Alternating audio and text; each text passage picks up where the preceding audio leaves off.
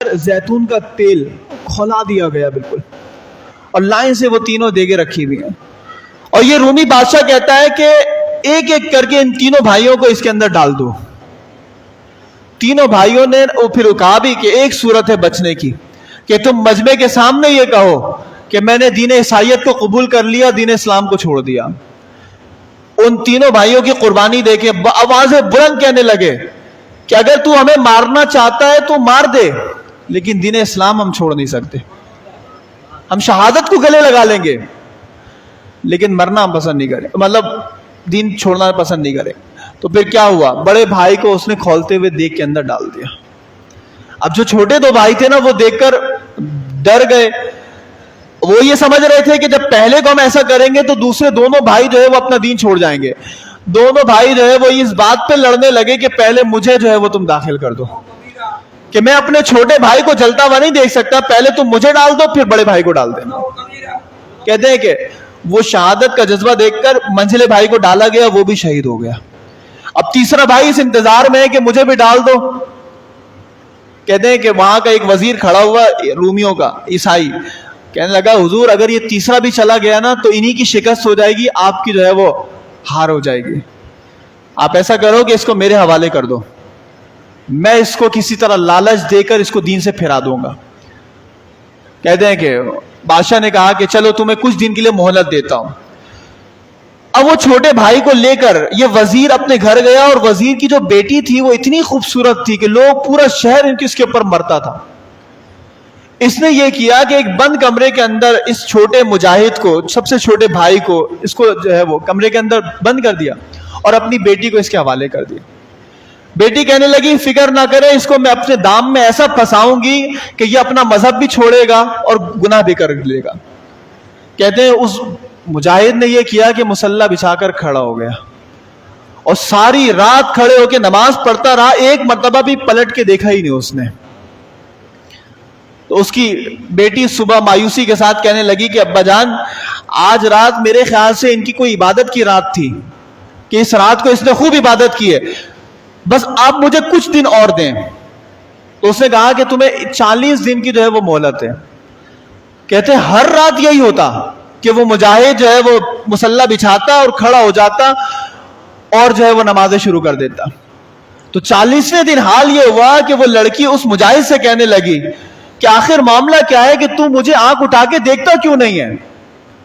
تو وہ مجاہد کہنے لگا کہ جو محمد عربی کے حسن میں گرفتار ہو جاتا ہے کہ دنیا کے پھر کوئی اور چیز اس کو اپنی طرف کھینچ نہیں سکتی، میں نے اپنے آنکھوں میں محمد عربی کے جلووں کو سما لیا، اب مجھے کوئی جلوہ بھاتا ہی نہیں ہے۔ اس نے اسی وقت کہا کہ پھر تم اپنے نبی کا کلمہ پڑھا کر مجھے بھی دائرہ اسلام میں داخل کر لو، مجھے بھی مسلمان کر لو۔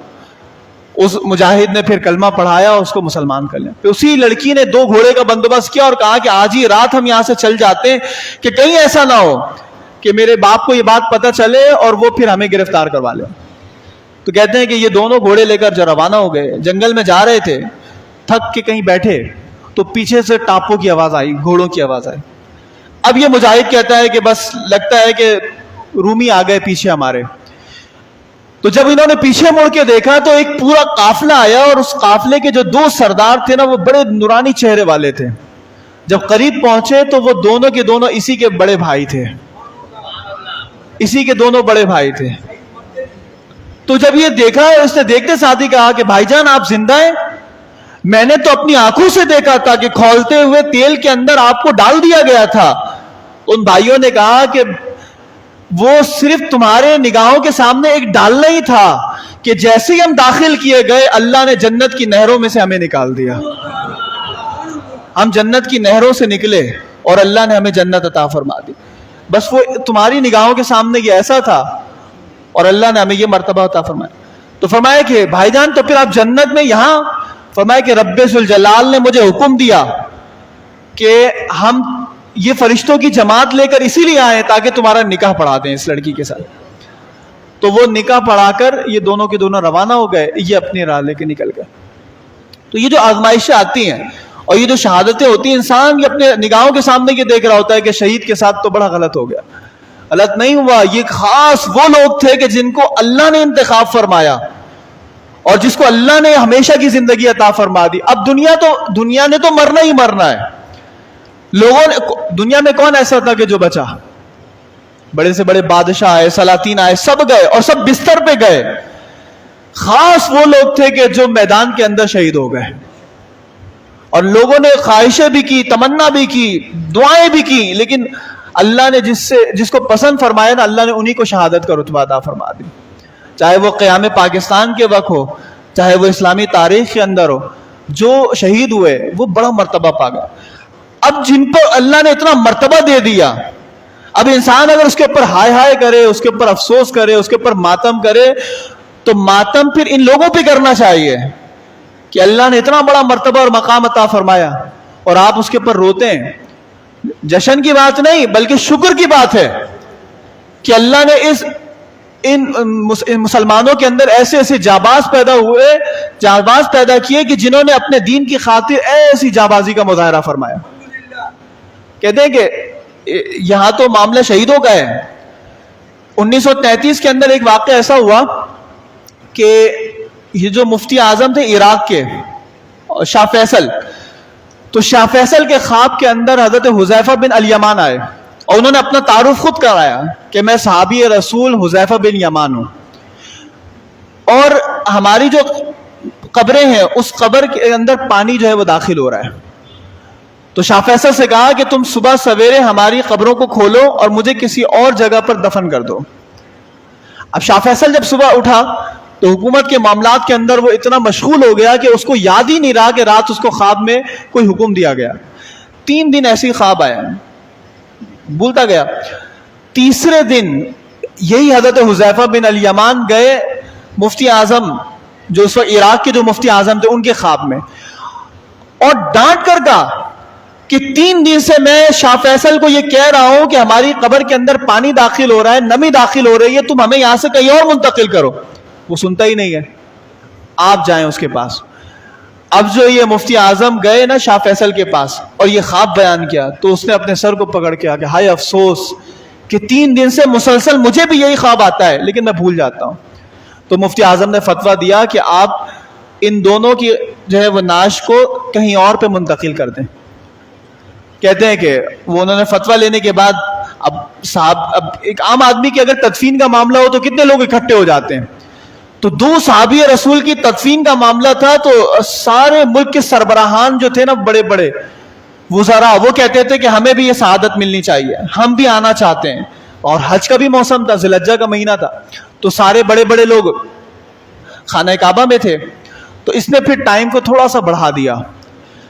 اب ایک دن فکس کیا گیا, اس دن کے اندر ان کی قبر جو ہے وہ کشائی کی گئی. تو جو لوگ نہیں دیکھ سکتے تھے تو باقاعدہ جرمن فوٹو ساز کو بلایا گیا, اس کی پوری ویڈیو بنائی گئی, اور دنیا نے دیکھا کہ جب ان دونوں صحابی رسول کی قبر کھولی تو ان کے جسم ایسے تر و تازہ تھے, ایسا لگتا تھا کہ ان کی ابھی ابھی تدفین کی گئی. 1400 سال کے بعد کی بات ہے, 14 سال کی نہیں, 40-50 سال کی نہیں, 1400 سال کے بعد جب ان کی قبر کھلی تو آج بھی نیٹ کے اوپر وہ ویڈیو موجود ہے کہ جس پر ان کے آپ کفن بھی دے سکتے ہیں, بالکل تر و تازہ ہے. اچھا, یہ دونوں صحابی شہید نہیں ہوئے, یہ دونوں صحابی شہید نہیں ہوئے, یہ صرف اور صرف اللہ اور اس کے رسول سے محبت کرنے والے تھے, سچی محبت رکھنے والے تھے. اللہ نے ان کی بھی نعش کو جو ہے وہ ختم نہیں ہونے دیا, بلکہ ان کی نعش کو بھی باقی رکھا. تو آپ سوچیں کہ جو اللہ اور اس کے رسول کی محبت میں اپنی جان کا نذرانہ پیش کر دے, اللہ کب اس کے جسم کو جو ہے وہ گلا اور سڑا دے گا؟ کبھی بھی ایسا نہیں ہوگا. بلکہ ایک صحابی, مشکات شریف کی حدیث ہے کہ ایک صحابی تھے جن کا لقب تھا حمار, اور وہ رسول اللہ صلی اللہ علیہ وسلم کو ہنسایا کرتے تھے. بات ہوتا ہے نا کہ اپنی باتوں سے سامنے والے کو ہنسا دیتے تھے. تو یہ صحابی ایسے تھے کہ جب کبھی بھی حضور کے پاس آتے تھے تو ایسی کوئی بات کر دیتے تھے جس سے حضور مسکرا دیتے تھے, اور یہ سعادت ان کو ملی. لیکن ساتھ ساتھ ان کے اندر ایک خصلت یہ تھی کہ یہ شراب بہت پیتے تھے. تو جب شراب کا معاملہ ہوا کہ انہوں نے شراب پی لی تو لوگوں نے کہا کہ انہوں نے تو شراب پی, آپ ان کو سزا دیں. اللہ کے نبی عادل تھے, عدل و انصاف سے فیصلہ کرتے تھے. آپ نے فرمایا کہ ان کو جو ہے وہ سزا دی جائے شراب کی. ان کو کوڑے لگائے گئے. جب کوڑے لگا کے 80 کوڑے لگا دیے گئے تو وہ چلے گئے. پھر تھوڑے دنوں کے بعد انہوں نے شراب پھر پی لی. جب انہوں نے دوبارہ شراب پی لی تو ان کو دوبارہ سزا دی گئی. تو آخری بار کہتے ہیں کہ ان کو جو ہے وہ پتھر سے سنسار کیا گیا. جب سنسار کیا گیا تو کسی کو حضور علیہ الصلوۃ والسلام نے یہ بات کرتے ہوئے سنا کہ وہ کہہ رہے تھے کہ اللہ تعالیٰ نے اس کو کیسے ذلیل کر دیا کہ معاذ اللہ ثم معاذ اللہ کہا کتے کی طرح یہ مارا گیا. حضور جلال میں آ گئے اور ایسے حضور ناراض ہوئے کہ آپ نے اس وقت تو کچھ نہیں بولا. قافلہ روانہ ہو گیا تو حضور کا گزر ایک ایسے جانور سے ہوا کہ جو کہ بالکل مرا ہوا تھا اور پھول گیا تھا. جب جانور پھول جائے نا تو اس کے پاؤں جو ہے نا اٹھ جاتے ہیں. تو وہ جانور مرا ہوا تھا, مردار تھا, اس کے پاؤں جو ہے نا وہ کھلے ہوئے تھے. حضور نے ان دونوں صحابی کو بلایا کہ جنہوں نے یہ بات کی تھی نا ان کے بارے میں, غیبت کی تھی ان کی. حضور نے بلایا, انہوں نے کہا فلاں فلاں آ جاؤ. فلاں فلاں آ گئے. حضور نے فرمایا کہ ذرا اس کو کھاؤ. اب تو وہ حیران ہو گئے, کہنے لگے حضور میں اس مردار کو کھاؤں گا کہ جو کہ کئی دنوں پرانا مردار ہے, تو یہ تو کوئی بھی نہیں کھا سکتا. حضور نے فرمایا کہ ابھی جو تو اپنے بھائی کے گوشت کو کھا رہا تھا نا وہ اس سے بھی بدتر ہے. یہ کھانا آسان ہے, وہ جو تو کھا کے آیا ہے پیچھے وہ اس سے بھی زیادہ بدتر ہے. پھر حضور نے فرمایا کہ پھر سنو, وہ جس کے بارے میں کہا نا کہ وہ شہید ایسے ہوا تھا, وہ مارا گیا تھا, سنو ابھی اس کا حال یہ ہے کہ جنت کی نہروں کے اندر وہ تیر رہا ہے. حالانکہ سزا ملی نا, شراب پی, اللہ نے دنیا کے اندر ان کو سزا دے دی. جب دنیا میں سزا مل گئی تو گناہوں سے بالکل پاک اور صاف ہو گئے. جب وہ قبر میں گئے تو ان کے اوپر گناہوں کا کوئی بوجھ نہیں تھا. جب وہ معافی مانگ چکے تھے, اس سے بڑی معافی کیا ہوگی کہ انہوں نے اپنی جان ہی قربان کر دی, کوڑے برداشت کر لیے. تو جب وہ صاف ستھرے دنیا سے گئے تو اللہ نے ان کو جنت عطا فرما دی. تو وہ تو اپنے ٹھکانے پہنچ گئے. فرمایا کہ تم نے کیا کیا, تم نے اپنے بھائی کی عزت پر ایسی حملہ کر دیا, اور جو تم اس شہید کے بارے میں باتیں کر رہے تھے تم اپنے اعمال کو برباد کر رہے تھے. اللہ تبارک و تعالیٰ سے دعا ہے کہ اللہ تبارک و تعالیٰ ہم سب کو عمل کرنے کی توفیق عطا فرمائے. اللہ تبارک و تعالیٰ ہم سب کو شہادت کی موت عطا فرمائے.